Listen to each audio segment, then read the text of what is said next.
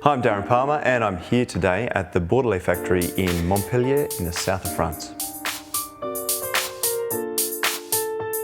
Bonjour! How are you? Ça va? Nice to meet you. Nice to meet you too. On y va? Coming into the factory, the first thing I noticed is how amazing it is that they can unload these massive, big steel tubes directly into the factory.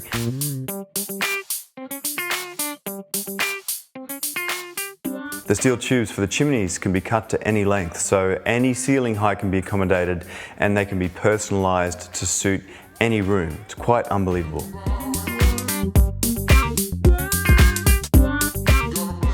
Even though a standard ceiling height is 2.5 metres, there is really no limit to the height because the pipes can be cut to any length.